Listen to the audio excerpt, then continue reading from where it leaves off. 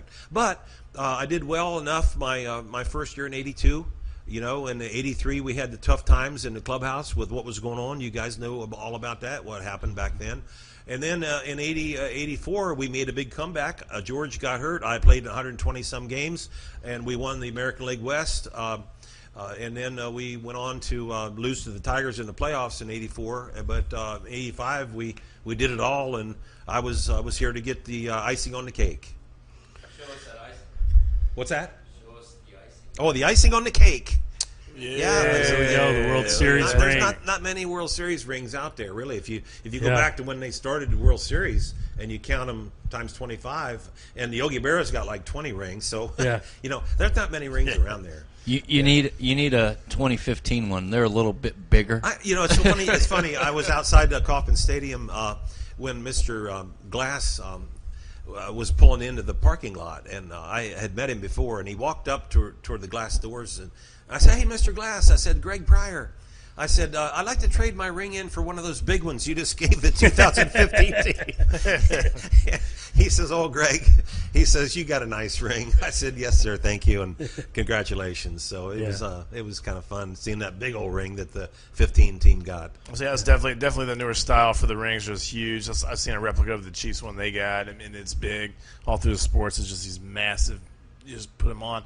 I mean, I'm like, how often do you wear yours? Do you wear just I is wear it it, stuff just obviously like I wanted this? to wear it today for you guys. Yeah. But I wear it occasionally. At least I know where it is. And I will tell you this: if it was as big as the rings that they're making nowadays, I wouldn't wear it at all. No. I would just take it out of my pocket and show you, because it took me some time to get used to wearing a ring this big, because I wasn't too much into jewelry. You know, I wear my wedding ring, but this ring I like to show it now because I'm more of a fan of the game now than I've ever been. Yeah. Because I meet all these fans that love the game, and I love the game, so I interact on Facebook with fans now. It's so much fun talking baseball. I just love it. Yeah.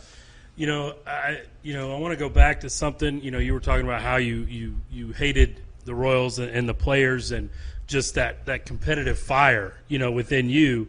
I'm sure, it probably wasn't anything personal. You probably didn't really know those guys. Just you knew your job was to go out and beat them.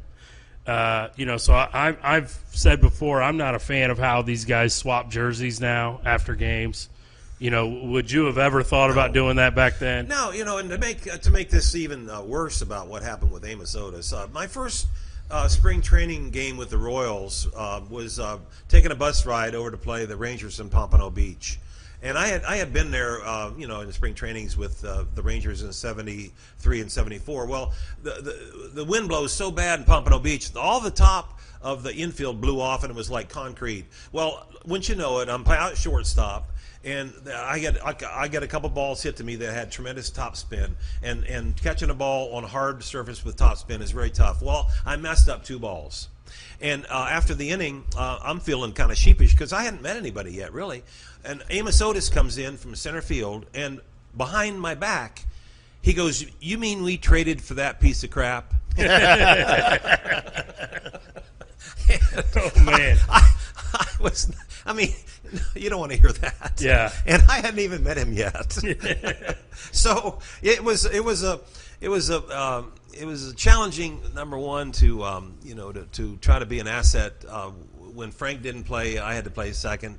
I got to play second, and when George didn't play, I played third. And it was a challenge to go out and try to not replace them, because you couldn't replace those guys, but you had to do what you could do to help the team win, and we did. We won. We won in '84. We won the division, and I think every year I played here we had a winning record. So it was kind of fun to play on a winner. I was used to playing on a losing team in Chicago.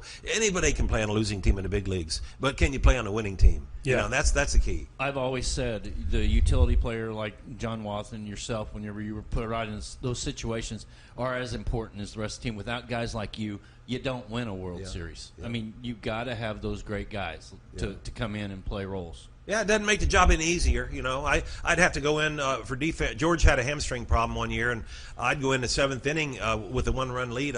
Dick Hauser would put me in at third base. So it was a tough job, but I'm not complaining. I loved it, every second of it. And I played all 4 infield positions, and I'm just so glad that I was able to finish my career out here in Kansas City. Yeah, let's talk about the winning culture and that led to the Royals obviously winning that '85 World Series, which is a big time deal. I mean, we finally got another one in 2015, but for the older generation of Royals fans, that was a huge deal to win that World Series, and it's really hard. I mean, obviously your goal every year is to win a championship, but that year you guys were able to do it. So just talk about your team chemistry and what led to you guys pulling that off. Well, the team chemistry started in Kansas City back when when they started molding these teams for speed inside that old Royal Stadium.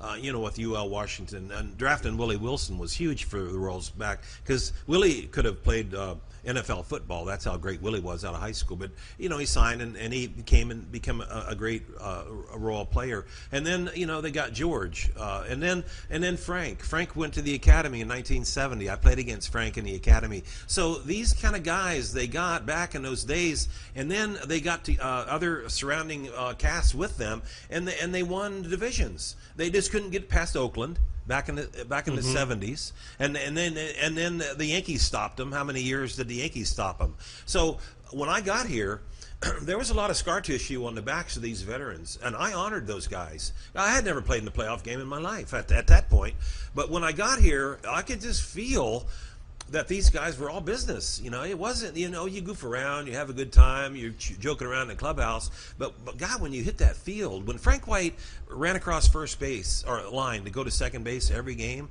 he turned into a different person. He became the consummate second baseman that you want. When George went across the line to go out and play third base, it was amazing to sit and watch him close up as long as I did. And being around those guys, it just makes you better. And when we lost, we had a manager in Dick Hauser. He never came in and he never threw anything around. He never screamed and cussed at us. He had very short meetings because he trusted that the players knew how to come back after a tough loss. And that's basically what it takes over 6-7 month season, man. You don't win the pennants in April and May and June. You win them in August and September if you're close. Mm-hmm. And but I have to give John Sherholtz credit for what he did for the Royals. John Sherholtz made some wonderful moves in 84 and 85 to get what we had in 85 to win. He went out and got Omar Moreno in September of 85 when Willie went down with an injury, and Omar drove in 13 runs in the months of September. A lot of people forget that stuff. But so the general manager can be as much of a big part of a team camaraderie and chemistry as a manager can. I think the managers, most of them, if you have good players, they can get in the way. They just need to get out of the way. Like Ned Yost. I mean, Ned had what a lineup he had in 15. I mean, no offense to Ned, but he could have just sat back in an easy chair and wrote that lineup out. He had some great players, and that's what it takes to win. Yeah, definitely. You mentioned a lot about Frank White and George Brett, two legends here in Kansas City for what they did.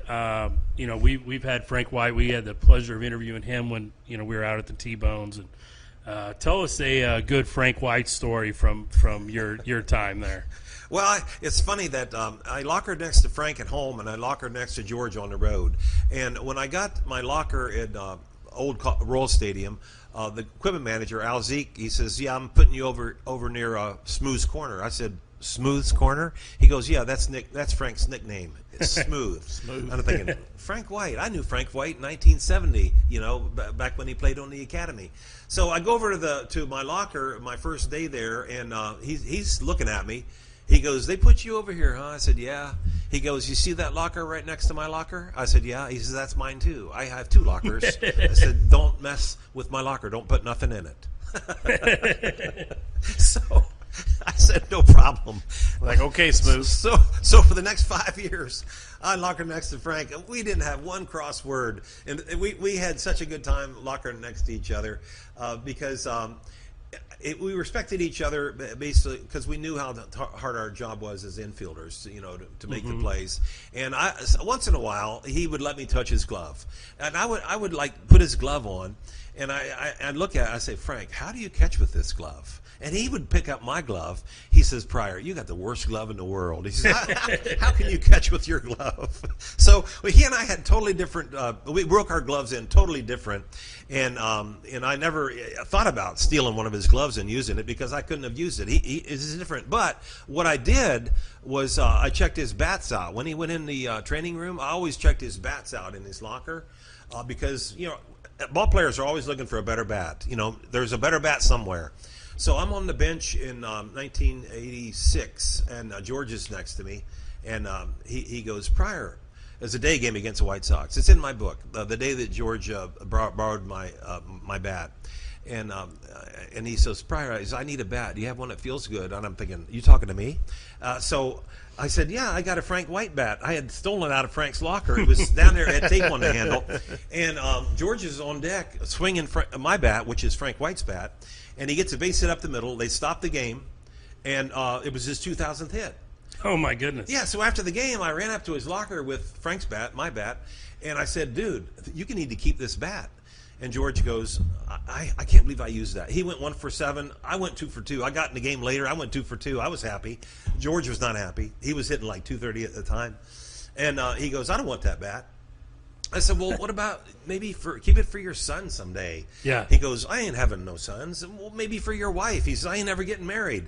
So I said, well, sign it to me. So George Brett signed it, 2000th hit, George Brett. And I still have the bat. He broke it. I couldn't use it anymore. But it was so funny that you mentioned Frank and that I stole one of Frank's bats that George used for his 2000th hit. That's a great story. Any more stories and people won't buy my book. Yeah, that's right. That's it for the stories. No. I got 27 in there, and they haven't heard the best ones yet.